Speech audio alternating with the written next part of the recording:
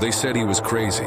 They said it was just a coyote, but Jack Rawlins saw something in the New Mexico desert that night.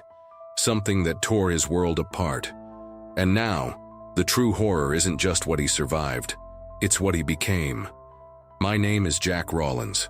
Always has been, and if you knew me, you'd know that name belongs to a cowboy, plain and simple. I've been riding these dry lands since I was a boy, not much taller than a fence post. Born and raised right here near Silver Creek, New Mexico. This ain't green country. It's a place of sharp rocks, thorny bushes, and a sun that bakes everything down to its bone. But it's my home. I know every dusty valley like the back of my calloused hand, every hill where the wind whistles old stories through the scrub oak. I know the quiet places where the desert breathes, and the shadowy nooks where coyotes lurk, waiting for nightfall. There's a rhythm to this life, you see. Sun up, work starts.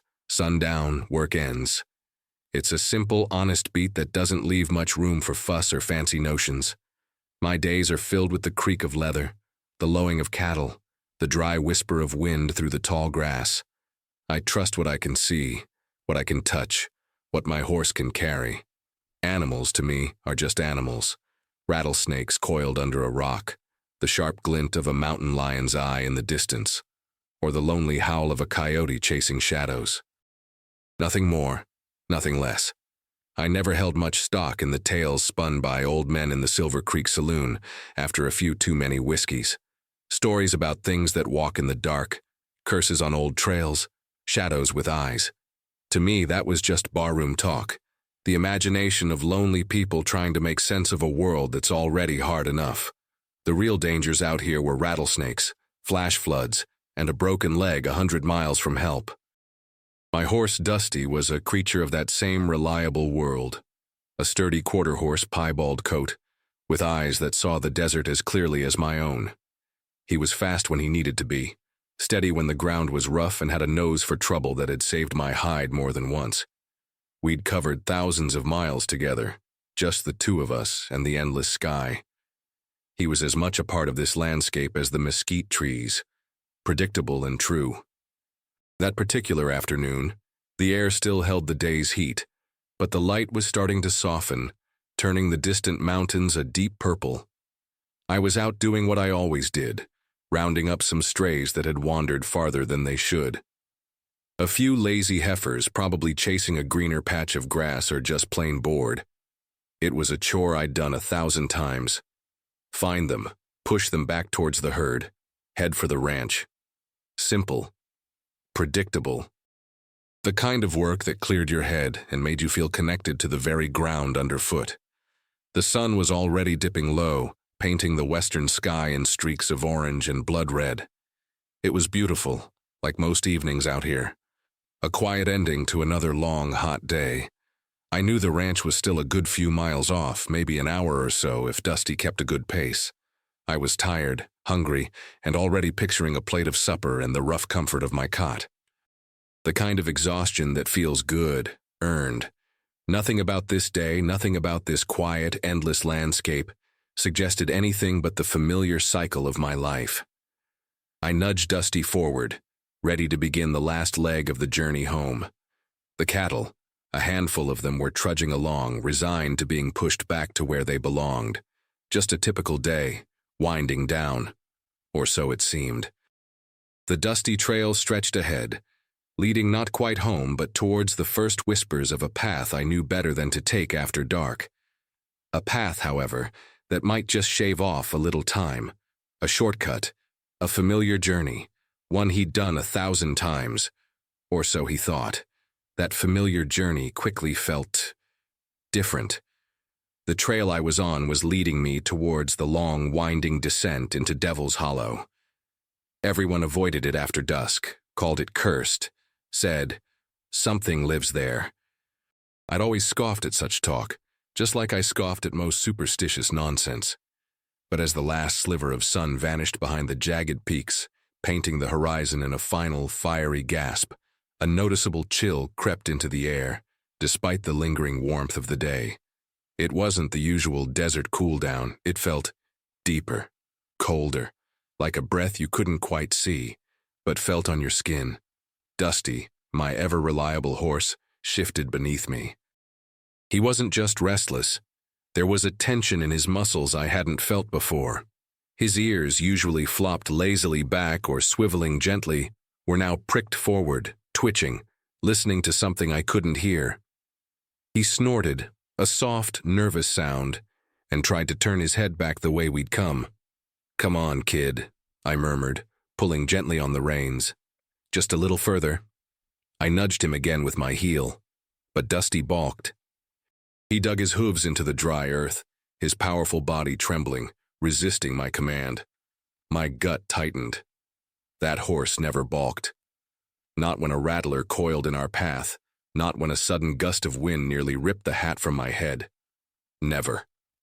His nostrils flared, sniffing the air, not towards the cattle, but towards the dense, shadowy woods that lined the hollow's edge, as if there were something big in there, something that smelled wrong. I scanned the trees but saw nothing but the deepening gloom and the familiar shapes of pines and junipers, just shadows playing tricks. I tried to tell myself it was the long day getting to him, or maybe a mountain lion had recently passed through, leaving its scent. Animals to me are just rattlesnakes, mountain lions, or the imagination of lonely people. But the way Dusty stood, frozen, his eyes wide, sent a prickle of unease down my spine. Still, I pushed on. I was hungry, thirsty, and bone-tired from that hellish day. The ranch and a warm meal was my only focus. Then the sky changed in a way that wasn't natural. It wasn't night yet, not truly, but it seemed like the shadows were devouring the last of the daylight, not slowly, but hungrily, reaching out from every crevice and crevasse. The color drained from the world, leaving only shades of gray and black. And then, without a single cloud, without any warning, the moon rose. It wasn't the usual silvery orb. It was full, yes, hanging low and monstrous over the jagged peaks, but it was red, red as raw flesh, red as spilled blood against the inky blackness of the sky. An impossible, sickening color that seemed to pulse with a malevolent light. It cast long, distorted shadows that writhed and twisted, making the familiar landscape suddenly alien and terrifying.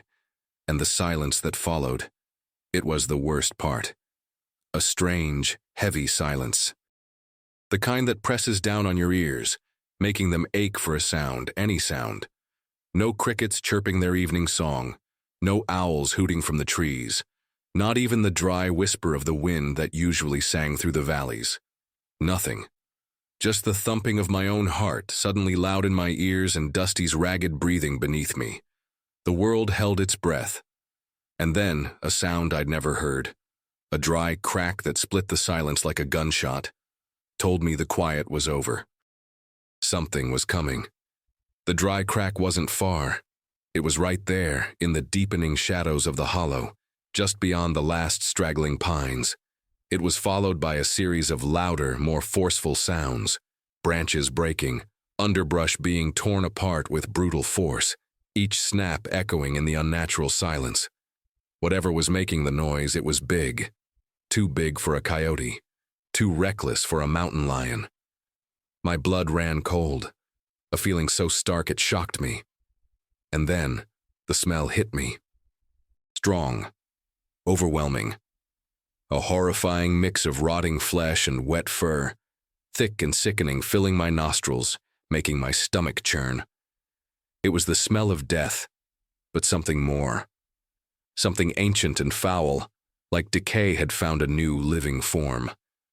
Dusty, who had been trembling, now let out a terrified whinny, a sound so desperate it tore at my own nerves. He reared up, his powerful legs pawing at the air, his eyes wide and rolling, showing the whites. He was no longer just scared. He was in pure, unadulterated panic. I tried to calm him, to pull on the reins, to regain control, to reason with him. "Whoa, Dusty, whoa, boy."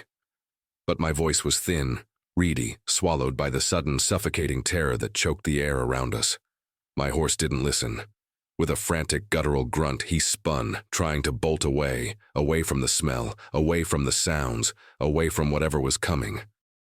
He wasn't running from an animal anymore. He was running from a nightmare. And that's when I saw it.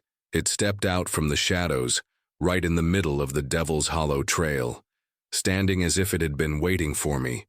And for a moment, my mind refused to process what my eyes were seeing. It couldn't be real. It defied every ounce of logic I possessed, everything I knew about the natural world. It was tall. My God, it was tall. About 2 meters, maybe more, towering over me even on horseback. It had the general shape of a man, yes, but twisted, contorted, grotesque.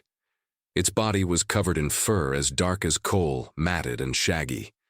It was lean, powerfully built, every muscle defined under that dark pelt like a nightmare made of wire and brute force. Its head was too large, its snout too long, a parody of something vaguely canine, but with a horrifying intelligence in its gaze. And its eyes. Oh, those eyes. They glowed. A piercing, unholy yellow, burning with a predatory fire, fixed on me.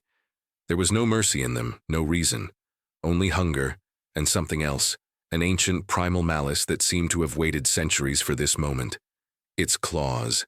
My God, those claws. They were long, curved, black, glistening. Each one looked like a polished obsidian dagger, sharp enough to tear through hide, through bone, through anything. They flexed as it stood there, perfectly still, radiating an aura of lethal power.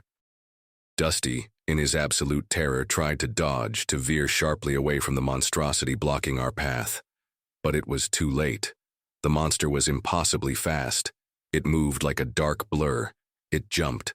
The roar that ripped from its throat was not human, not animal. It was a sound born of nightmare, a guttural, earth-shaking howl that tore through the heavy silence, vibrated in my chest, and echoed off the canyon walls. It was the sound of all hell given a voice. The beast landed on Dusty with bone-jarring force. The horse screamed, a sound of pure agony and terror that will haunt me until my dying day. He bucked wildly, desperate to dislodge the impossible weight, but it was too late. The monster clung, its claws surely digging deep. And then Dusty fell, crashing to the hard desert ground with a sickening thud. The scream choked off, replaced by a terrible gurgling. I was thrown clear, sent sprawling through the air like a rag doll, my world spinning violently. My back hit a sharp rock with a crack that stole my breath, sending a searing bolt of pain up my spine. I lay there, dazed, gasping for air, the world a blurry, swirling mess of red moon and dark fur. I tried to push myself up, tried to reach for my hunting knife which I could feel tucked into my belt, but the animal was already on top of me. The weight, the stench, the hot, foul breath washing over my face, carrying the scent of decay and something else, something indescribably foul. It was like all hell had grown skin and teeth, and it was crushing me. The monster's weight pressed down on me, crushing the air from my lungs. Its breath was hot and reeking, a nauseating mix of old blood and that awful, wet fur smell.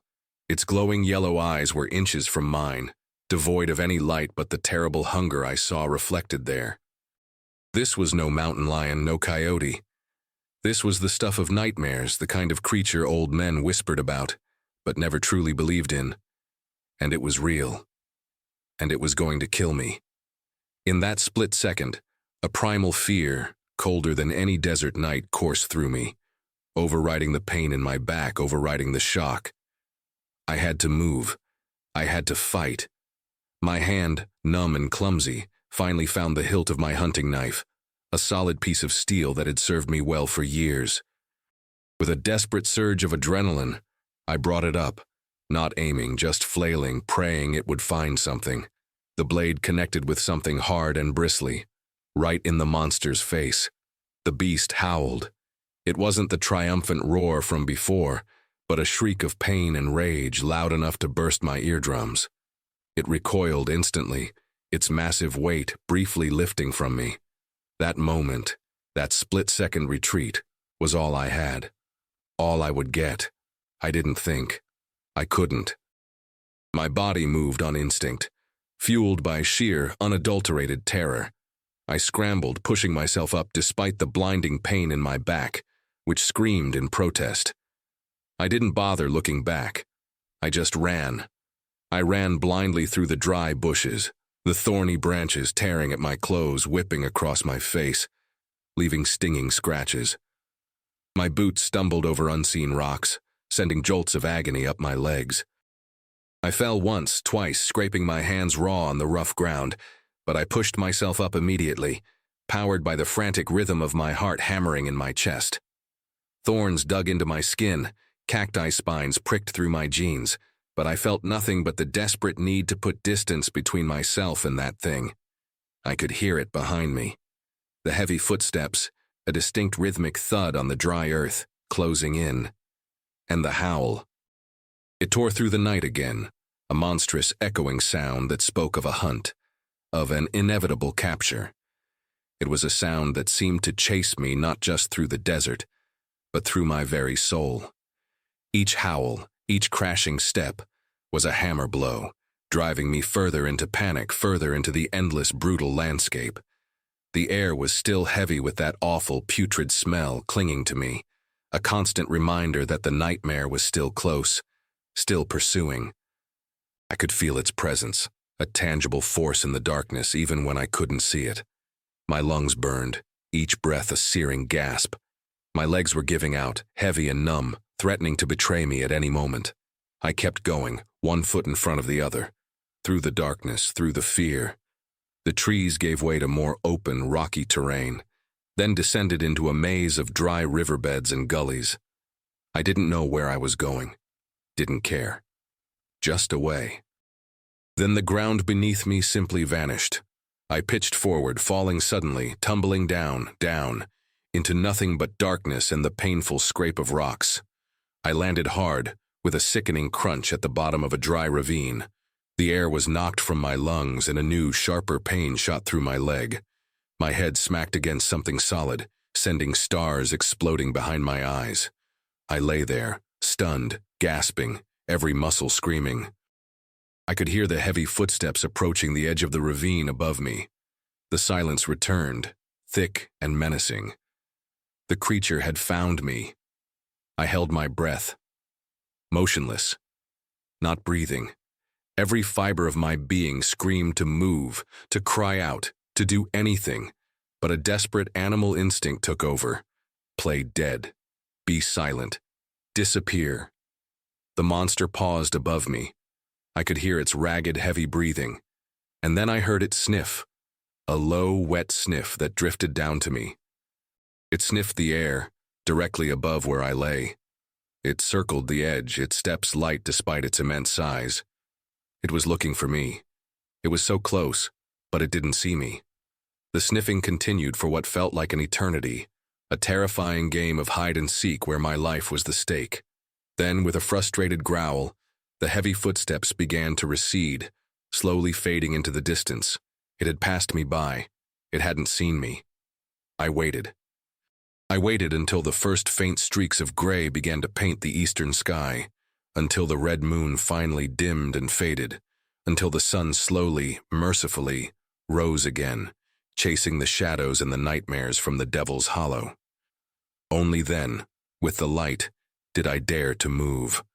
The journey back to the ranch was a blur of agonizing pain and a dazed, creeping disbelief. Every step sent fresh jolts through my injured back and throbbing leg. The rising sun, usually a welcome sight, felt alien, too bright after the suffocating darkness of the hollow. I walked like a man in a dream, one foot in front of the other, the taste of dust and terror thick in my mouth. My clothes were torn, my skin scratched and bruised, and my mind was a jumble of impossible images. When I finally stumbled into the ranch yard, the familiar sights of the bunkhouse, the corrals, the well pump seemed almost unreal. A couple of the hands were already up, tending to the early morning chores. They stopped, their eyes widening at the sight of me. My face must have been a mess, streaked with dirt and dried blood, my eyes probably still wide with the horror I'd witnessed. "Jack, what in God's name happened to you?" One of them, old Silas, called out, rushing over.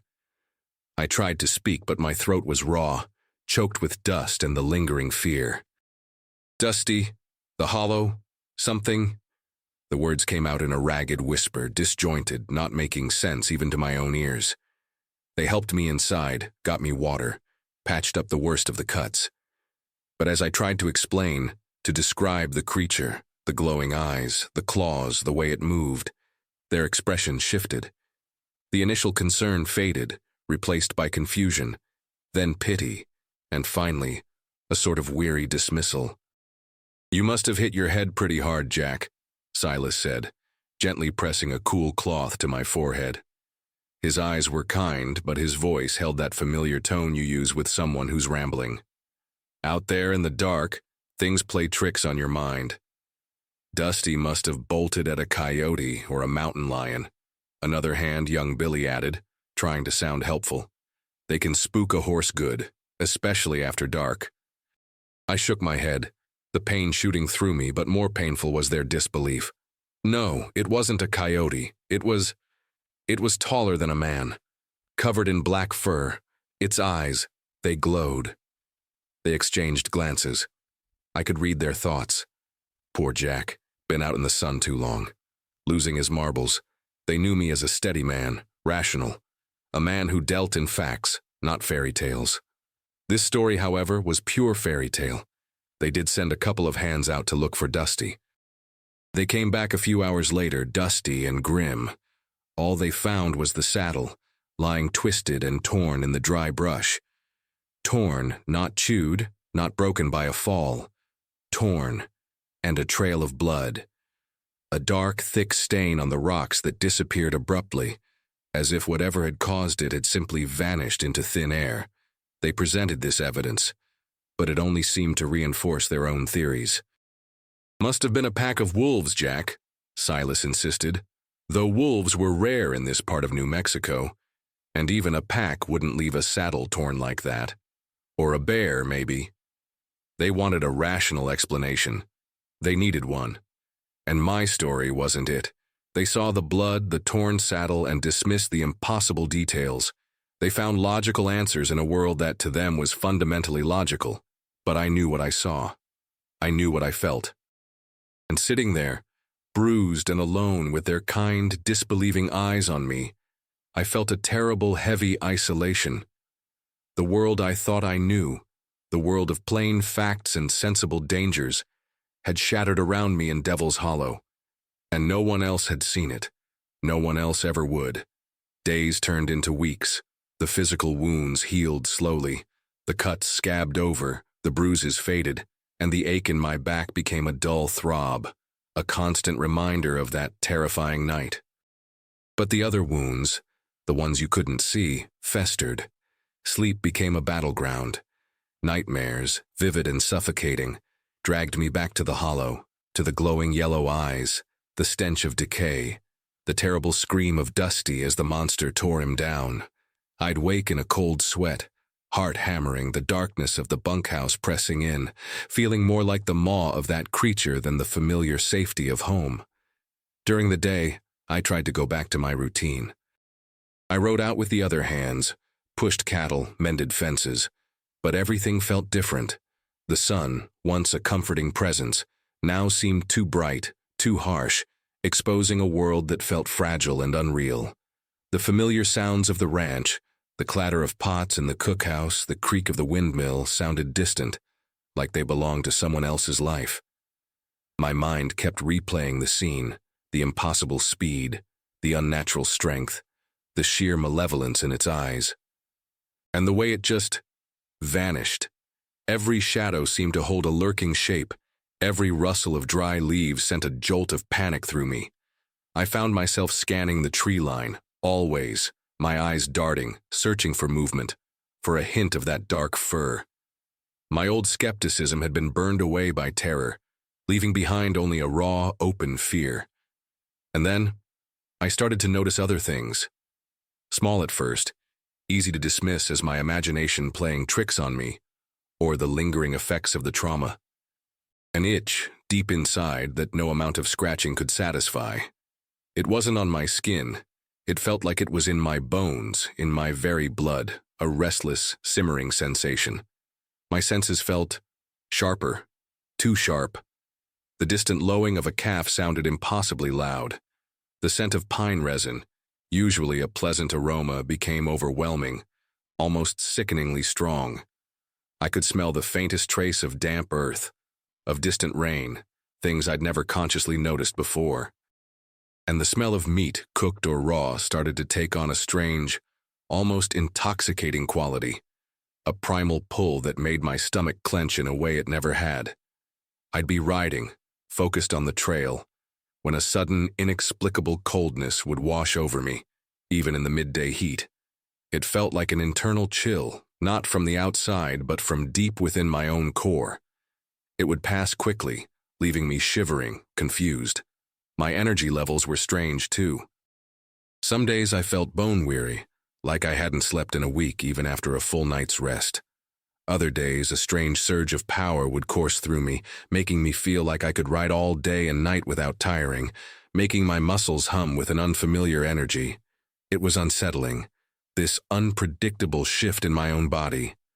I tried to ignore it all, to push it down, to force myself back into the comfort of the routine.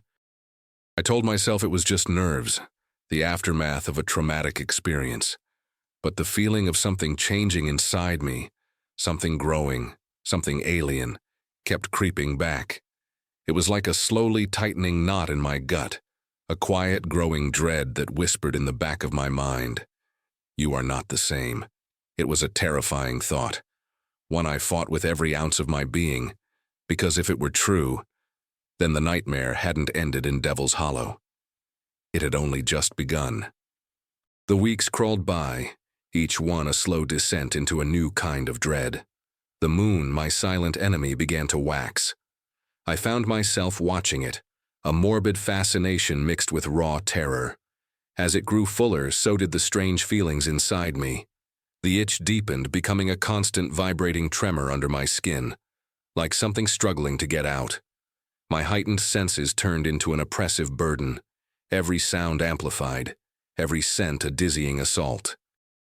Sleep offered no escape. The nightmares grew more vivid, more real, until I sometimes wondered if I was dreaming the waking world, and the night was the true reality. Then, the next full moon arrived. It was 2 weeks to the day since the attack. I felt it coming, not on the calendar, but in my very bones. A profound, unsettling change began to ripple through me from the moment the sun dipped below the horizon. The internal chill intensified, making me shiver uncontrollably even by the warmth of the bunkhouse fire. My muscles, which had felt inexplicably strong in the days prior, now began to ache, a deep, gnawing pain that settled in my joints. And then, the hunger. It wasn't a hunger for food or water, though my mouth was dry as dust. This was something primal, something dark, coiling in my gut like a hungry snake. It was a craving, a powerful, consuming need for, I didn't know what. But it was intense, making my hands clench, my teeth ache. It felt like a void opening up inside me, demanding to be filled with something wild and savage. I tried to ignore it, to distract myself. I went outside, walked around the corrals, trying to focus on the familiar sounds of the night-bedded cattle. But their lowing seemed to mock me, and the smell of their hides, usually comforting, now stirred something disturbing within me. A predatory instinct, cold and sharp, flickered at the edge of my awareness. My heart pounded a frantic rhythm. I felt like I was vibrating, my skin too tight, my blood boiling. I had to get away, had to be alone. I mumbled something about checking a distant fence line to Silas, who just nodded, too tired to question. I grabbed my horse, not Dusty, never Dusty again, and rode out into the night, away from the ranch, away from anyone who might see. The desert was bathed in the blood-red light of the full moon.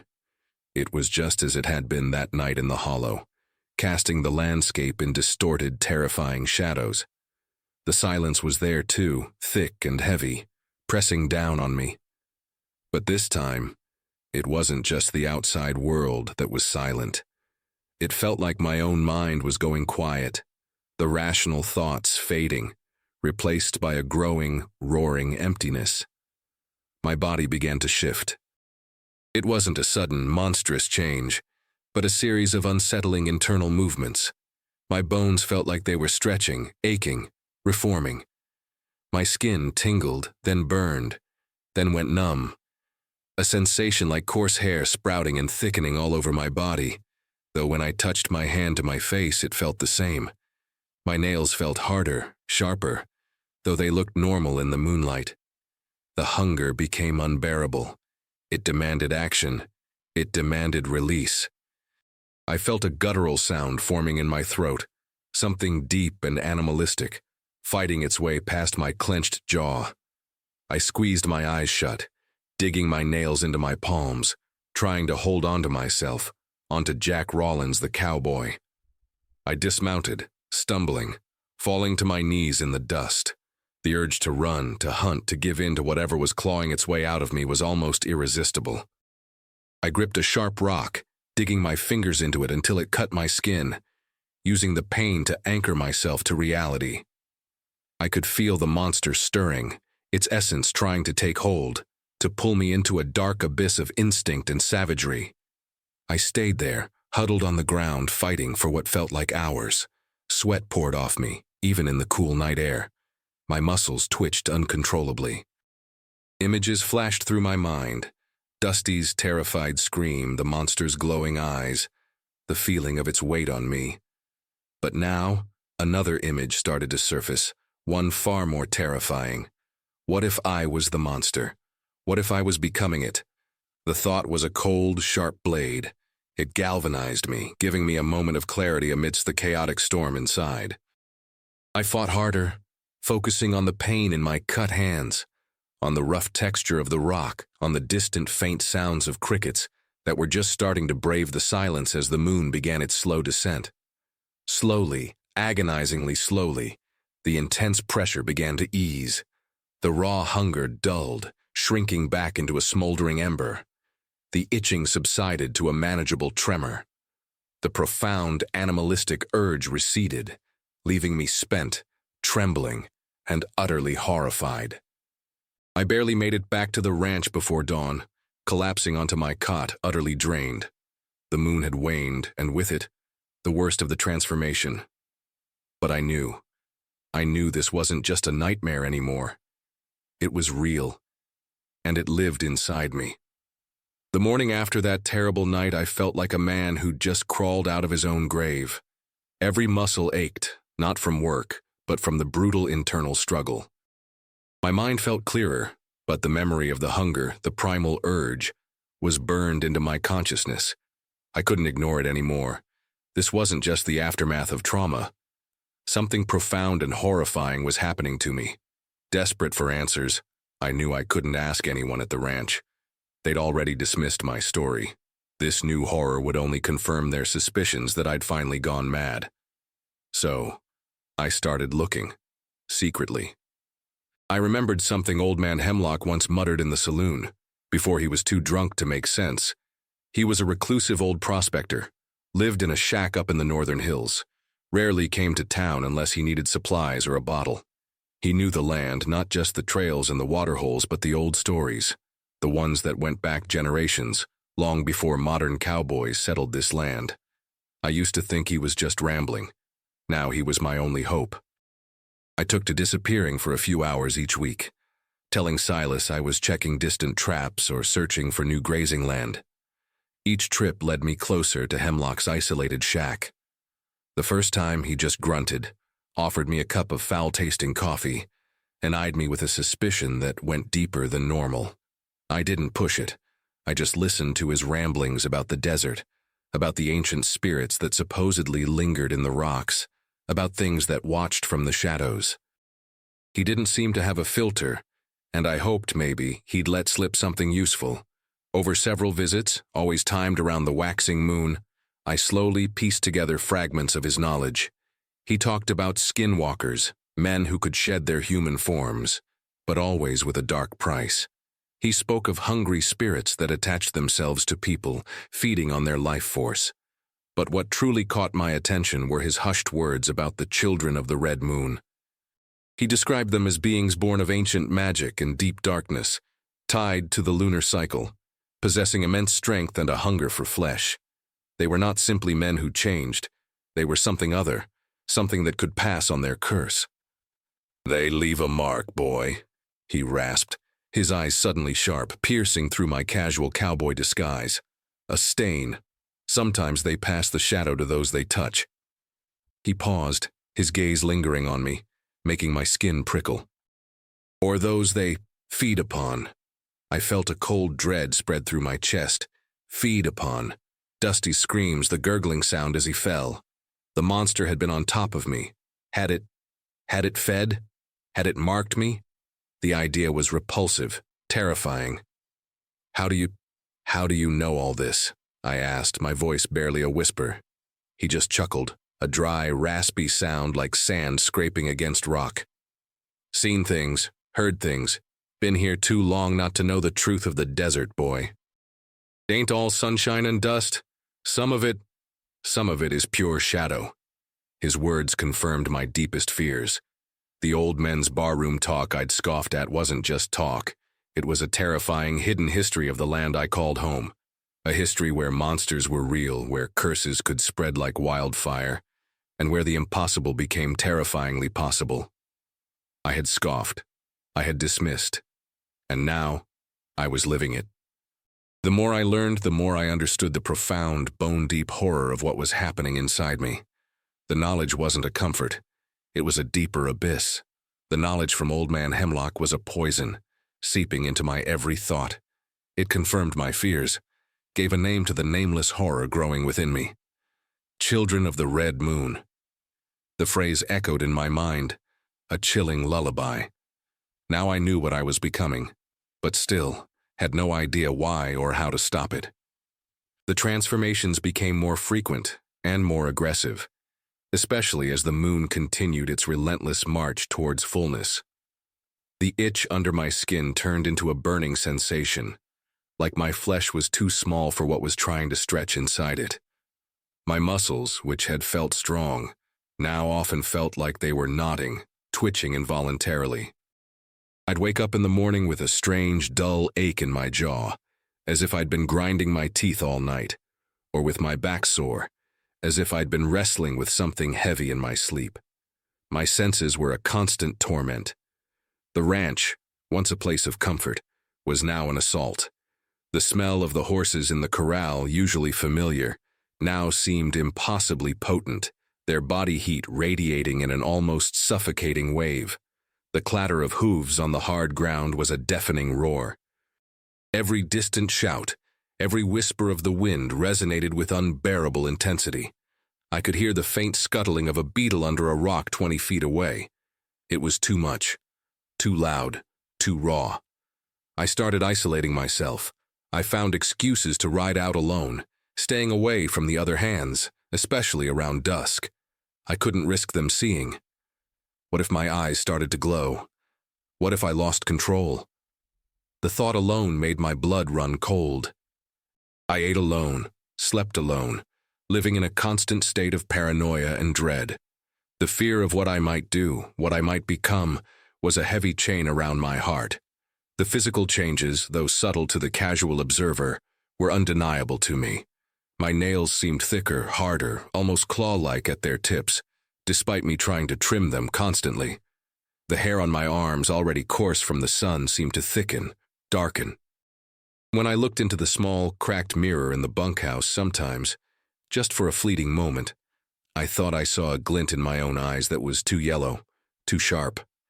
I'd blink, and it would be gone, leaving me wondering if I was finally losing my mind. The hunger was the worst part. It wasn't just for food, it was for something else, something primal. When the other cowboys butchered a calf, the scent of fresh blood, usually something I'd ignore, would hit me with an almost intoxicating force. My mouth would water, and a sickening savage urge would rise within me, making my stomach cramp. I'd have to force myself to turn away, to go throw up behind the bunkhouse, disgusted by the monster I felt stirring inside. During one particularly bright full moon, The battle was almost lost. I was out alone, far from the ranch, riding towards an isolated waterhole, desperate to escape the overwhelming sensations. The moon, red and swollen in the sky, seemed to pull at me with an invisible string. The itch intensified to a searing burn, and my muscles spasmed uncontrollably. I fell from my horse, writhing on the ground, guttural sounds tearing from my throat that were not my own. My bones felt like they were grinding, reshaping. A roar, deep and terrifying, pushed against my larynx, threatening to burst free. I gripped the earth, digging my fingers into the dry soil, trying to ground myself, to hold onto the last vestiges of Jack Rawlins. I focused on the rough grit beneath my palms, on the distant stars, on anything that wasn't the monstrous force trying to tear its way out of my skin. I screamed, not in anger, but in desperate, agonizing defiance, a raw, hoarse sound that died in my throat. I fought it with every fiber of my being, the creature I was becoming, the hunger that raged, the primal urge to give in and let the transformation consume me. I don't know how long I lay there, convulsing, fighting, hours maybe, until the moon began its slow descent, its red glow fading, and the burning pain in my body slowly receded, leaving me weak, shivering, and utterly broken. I felt like I had torn myself apart and barely put myself back together. I lay there, gasping, the taste of dirt and fear in my mouth. I had held on, barely, but each time it became harder. Each time I lost a little more of myself, a little more of the man I used to be. My body, my mind, my very soul felt betrayed, no longer my own. The monster was winning. And the next full moon, I knew it would be worse. The memory of the last near transformation was a constant, chilling companion. I was on a razor's edge, teetering between the man I was and the horror I was becoming. Sleep was almost impossible, a twisted landscape of half-formed nightmares and the lingering ache of a body that felt alien to me. I clung to my routine by a thread, but my focus was shattered. Every interaction with another cowboy felt like a performance, a desperate attempt to appear normal, while inside, a beast clawed for release. Then, the full moon arrived again. This time, it wasn't a slow build. It hit me like a physical blow.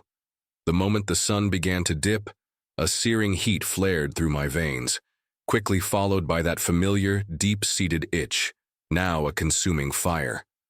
My senses exploded. The scent of dust and distant cattle was overpowering. The faint chirping of crickets outside the bunkhouse became a deafening cacophony. Every muscle in my body seized up, twitching, craving release. I knew I couldn't stay. Not here. Not with others so close. I mumbled an excuse, something about needing to check on a sick calf far out in the north pasture. An old lie, but it bought me precious minutes. I grabbed my saddle, threw it on the horse I was riding that day, a steady mare named Sally, and bolted out of the ranch yard, riding hard. I didn't care where I was going, just that it was away from humanity, away from possible victims. The red moon climbed quickly, a malevolent eye in the deepening sky, its light pulsing with an eerie, hungry power that seemed to resonate with the growing chaos inside me. The hunger was a roaring fire in my gut, demanding, screaming for something I couldn't name, but instinctively knew was terrible. My breathing grew ragged, strained. My vision tunneled, the edges of the world blurring into a terrifying kaleidoscope of red and black. Sally, usually calm, was growing frantic under me. She felt my terror, the shift in my being. She snorted, bucked, trying to throw me off, sensing the growing beast on her back. I gripped her mane. My hands, even through my gloves, felt monstrous, my grip too tight, too strong. A low growl rumbled in my chest, a sound that wasn't mine, but felt entirely natural to the thing I was becoming. I don't know when it happened. One moment, I was clinging to Sally, fighting the transformation with every last fiber of my will. The next, a searing pain. Like every bone in my body was snapping and reforming, ripped through me. My clothes tore, ripping at the seams, as something larger, stronger, erupted from within my skin. a horrifying, agonizing transformation. Sally screamed beneath me, not a whinny, but a shriek of sheer terror, and I was thrown from her back with impossible force. I hit the ground, but it wasn't the hard fall I expected.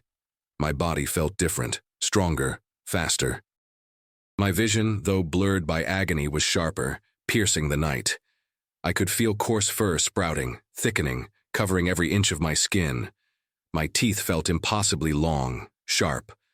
A guttural howl tore from my throat, raw and unrestrained, not of pain, but of a terrifying, exhilarating release. It was the howl of the creature that had hunted me, and it was my howl now. I stumbled, finding my new balance, moving on 4 limbs for a moment, then 2, before falling back to all 4s. The instincts were overwhelming. The hunger was a raging inferno. I could smell everything, hear everything. The distant rustle of a rabbit, the soft breathing of a deer, and the faint, terrified whinny of my horse, Sally, fleeing into the night. I don't remember the rest of that night, not clearly.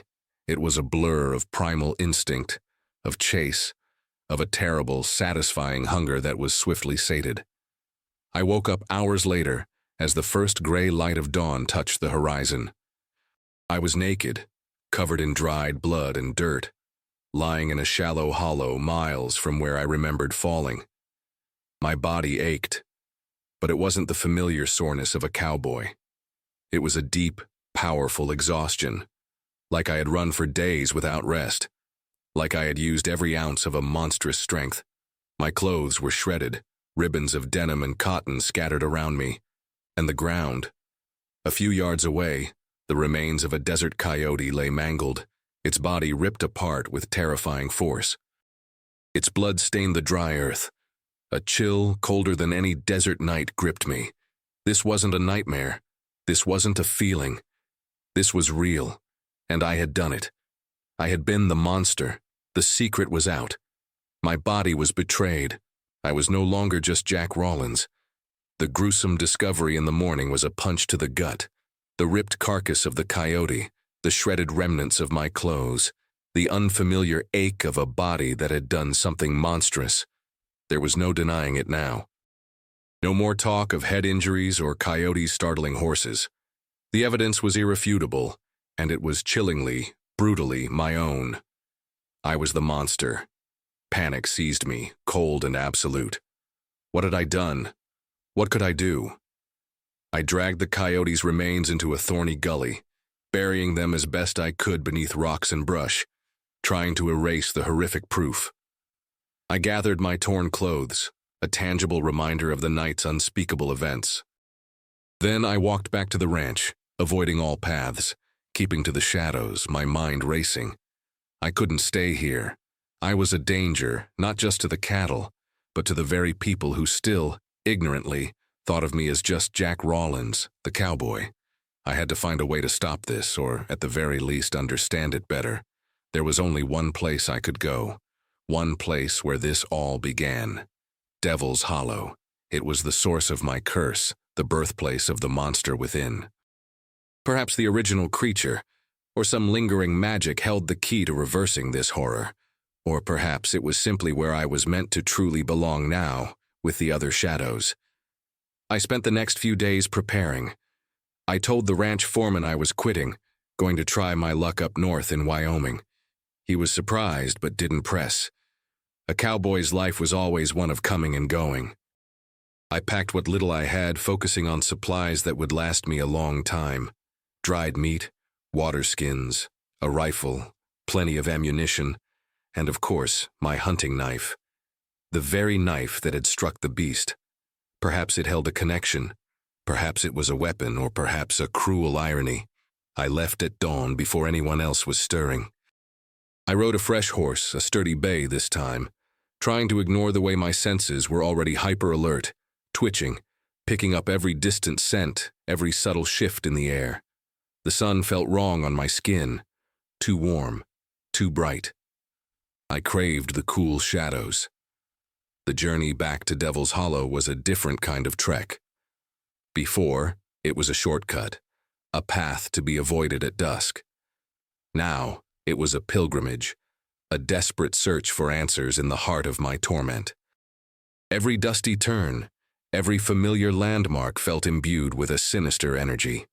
The silence was not the natural quiet of the desert, but the ominous stillness that preceded a storm. As I drew closer, the air grew heavier, colder, even in the midday sun. The vegetation seemed denser, the shadows deeper, clinging to the ground even when the sun was directly overhead. I found myself scanning the tree line, not just for the creature that had attacked me, but for any sign, any anomaly, any clue. The hairs on the back of my neck stood on end. I felt as if I was being watched, not just by the normal creatures of the desert, but by something ancient, something unseen, something waiting. My transformation, even in this human state, seemed to hum beneath my skin. A constant low thrumming of power and suppressed instinct. I could smell the faint, lingering scent of rotting flesh and wet fur carried on the wind, the creature's scent. It was old, faded but undeniably there, a ghostly echo of that horrifying night. Was it the lingering smell of its presence, or was it simply the memory of my first taste of true savagery? I dismounted at the entrance to the hollow, the very spot where Dusty had balked. The air here was thick with a palpable tension, a pressure that squeezed my chest. The trees seemed to lean in, their branches like skeletal fingers. This was sacred ground, unholy ground. And I, now part monster, felt an unsettling kinship with its dark energy. The path ahead plunged into deeper shadow, leading directly into the heart of my fears, into the place where the nightmares began. And now, perhaps, where they would end, or perhaps where they would truly be born. The deeper I ventured into Devil's Hollow, the more the natural world seemed to fade, replaced by an unsettling stillness. The air grew heavy, damp, despite the arid desert outside. It was a pocket of the world where reality felt thin, stretched. The trees here were ancient, gnarled, their branches twisted into grotesque shapes that seemed to writhe in the perpetual gloom. I kept my rifle ready, my senses on high alert, every rustle of dry leaves, every distant shadow sending a jolt of adrenaline through me. I walked the path where Dusty had fallen, where I'd been thrown, where I'd played dead in the ravine. The memories were vivid, searing, but now they felt different. Less like traumatic flashbacks and more like a twisted kind of belonging. The scent of that night, of the creature, was stronger here, almost clinging to the air, making the hair on my arms stand on end. I searched for any sign, anything that might point to a cure, a way out of this nightmare. I examined the rocks where I'd struck the beast, the ground where Dusty had fallen. Nothing but ancient dust, weathered stone, and the ghostly scent of dread. The hollow offered no easy answers, no magic remedy, only silence in the deepening shadows. As the sun began its slow descent, painting the sky with the familiar but now dreaded hues of orange and red, the transformation began to stir within me once more. The itch returned, a fire that raced under my skin, causing my muscles to twitch uncontrollably. My bones ached, a deep grinding pain that felt like an internal reshaping. The hunger, that consuming, insatiable hunger flared to life, a roaring inferno in my gut. I fell to my knees, gasping, trying to fight it. Not here. Not now. I dug my fingers into the dry earth, tearing at it, trying to anchor myself to the human world. But the familiar battle felt different this time. Weaker. The human part of me was fading, exhausted from the constant war. The monstrous part was stronger, fueled by the rising red moon, by the very essence of Devil's Hollow. The moon rose, full and blood-red, hanging like a colossal evil eye over the canyon. Its light seemed to pour into me, not as moonlight, but as raw, terrible energy. My vision sharpened, taking on a strange, monochromatic intensity, seeing heat and movement in the deep shadows. My hearing exploded, picking up the frantic heartbeats of small desert creatures hiding kilometers away. The pain was immense, but fleeting. Each stretch, each tear, each snap of bone was a step closer to something else. My skin felt too tight, then ripped, not with blood, but with the emergence of coarse, dark fur. My jaw cracked, stretching, reforming into a muzzle. My teeth elongated, sharpened into fangs. My hands twisted, fingers fusing, nails extending into black obsidian claws. I could feel my spine lengthen, my limbs shifting, taking on an impossible, powerful form. The last vestige of Jack Rawlins, the cowboy, screamed in silent horror, trapped within a body that was no longer his. He saw the world through new, glowing yellow eyes, eyes that burned with a predatory hunger, with an ancient malice that was now inextricably intertwined with his own soul. He heard the rustle of the wind, the distant scurry of prey, the beating of his monstrous heart, and then he felt the need, a deep, agonizing, magnificent need, to announce his presence, to claim the night, to join the chorus of the shadows. A sound tore from his throat, from his new powerful lungs. It wasn't human. It wasn't the scream of a horse. It was primal, guttural, a sound born of raw instinct and dark magic. It was the howl of the creature from Devil's Hollow, and it was his. The howl ripped through the heavy silence of the canyon, echoing off the ancient rock walls, a chilling proclamation. It mingled with the unseen whispers of the wind, becoming one with the cursed land. My name is Jack Rawlins, and last night I truly felt like howling. Now I do, and the silence listens.